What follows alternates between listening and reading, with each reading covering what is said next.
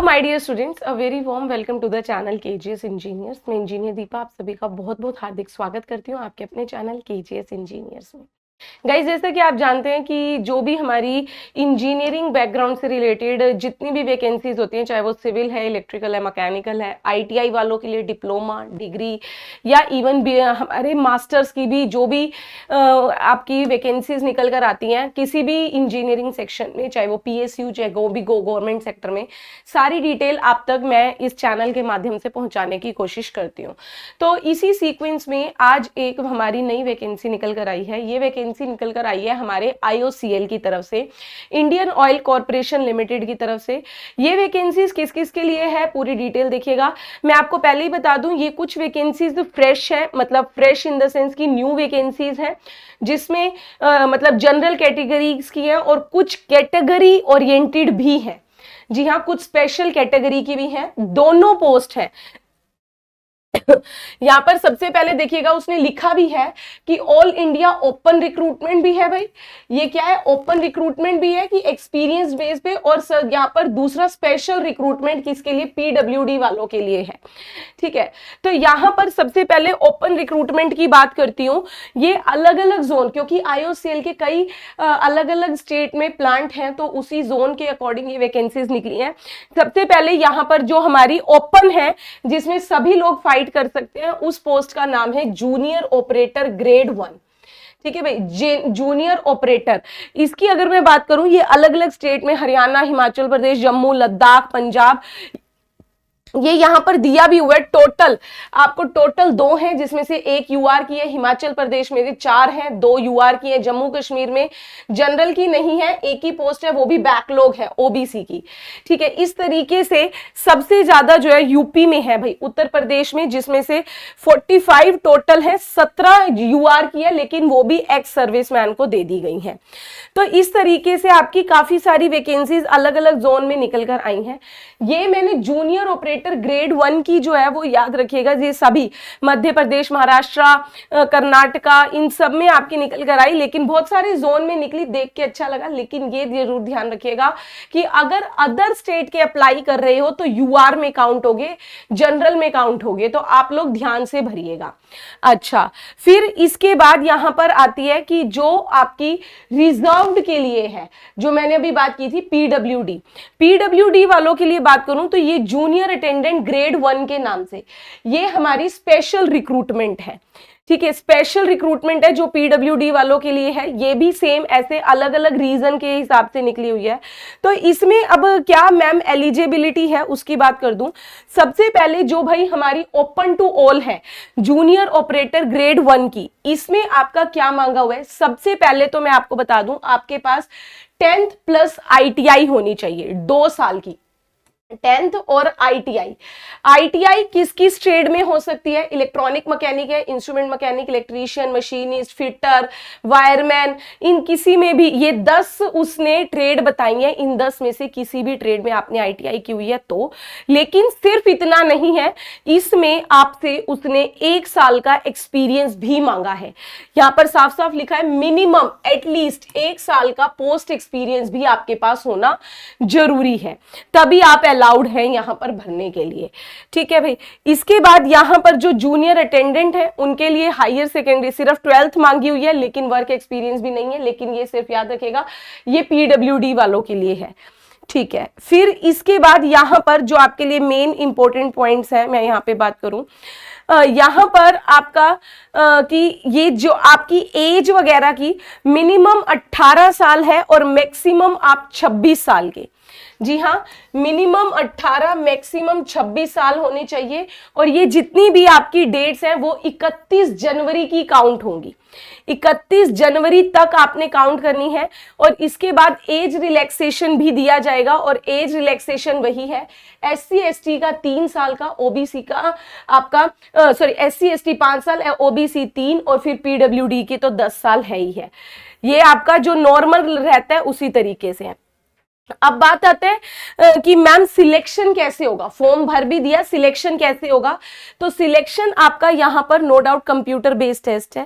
पहले आपका सीबीटी है हर पोस्ट का, फिर उसके बाद एसपीपीटी है, स्किल प्रोफिशिएंसी फिजिकल टेस्ट। आपका सबसे पहले आपको सीबीटी कंप्यूटर बेस्ड टेस्ट देना होगा, फिर आपका एसपीपीटी स्किल प्रोफिशिएंसी या फिर स्किल फिजिकल टेस्ट है।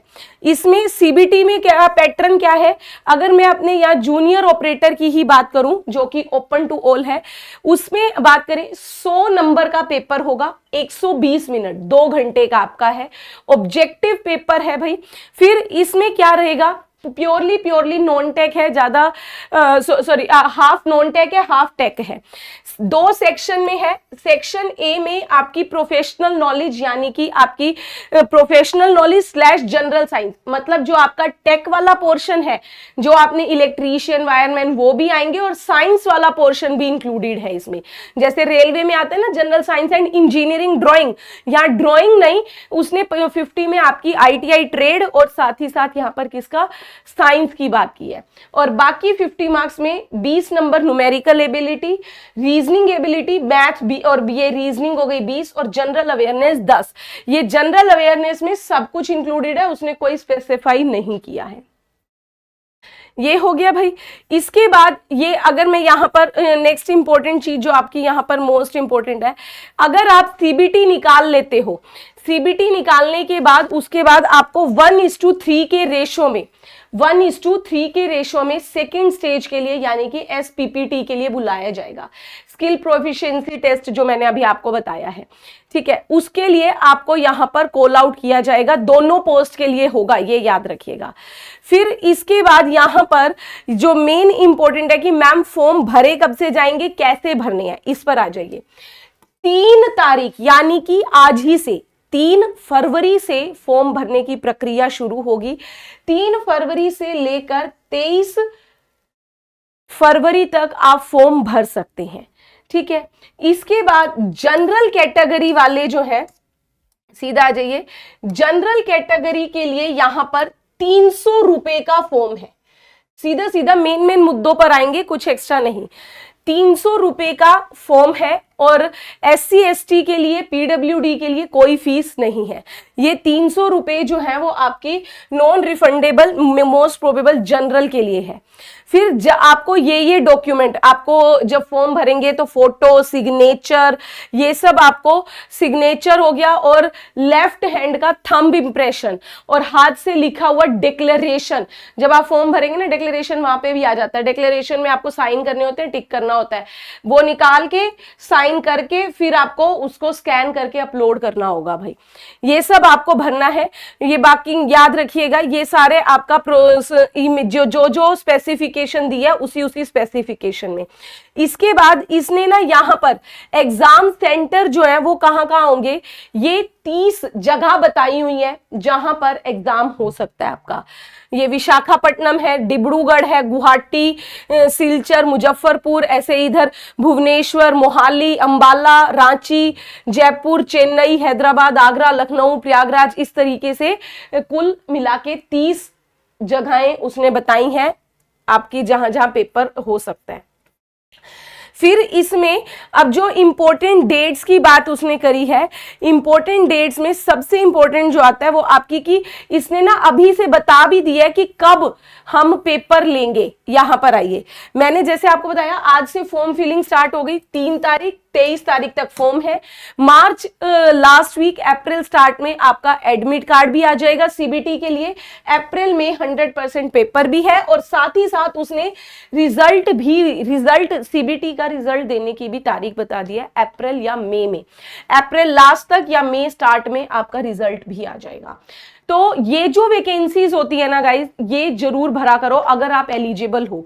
आपने आईटीआई की हुई है, देखो पीडब्ल्यूडी की तो मैं बात नहीं करूंगी क्योंकि उसमें तो आपका एक स्पेसिफाइड हो गया, लेकिन जो ओपन टू ऑल है जूनियर ऑपरेटर की, इसके लिए मेन मैंने दी है। इसमें जो ओपन टू ऑल है ना, उसमें आप अगर ये मत देखिए 1 पोस्ट है, 4 है, 8 है, मैडम इतने कम में क्या होगा। अगर आपके पास 1 साल का एक्सपीरियंस है जरूर भर लीजिए, ठीक है, 1 साल का एक्सपीरियंस, क्योंकि ना इसमें और अभी आप देख रहे होगे कई सारे एग्जामिनेशन है जिसमें बहुत लंबा लंबा प्रोसेस हो जाता है, लेकिन इसमें कुछ एज सच इतना लंबा प्रोसेस नहीं है। एग्जैक्ट डेट भी उसने सब कुछ आपको बता दी है कि इस टाइम पे सब कुछ हो जाएगा। तो अच्छा मौका है, तैयारी कर रहे हो, इजीली 2-3 महीने के अंदर नौकरी ले सकते हो। तो ऐसी ही अपडेट्स के लिए जुड़े रहिए मेरे साथ इसी केजीएस इंजीनियर्स जेईई चैनल पर। मिलते हैं नेक्स्ट अपडेट के साथ। Thank you very much.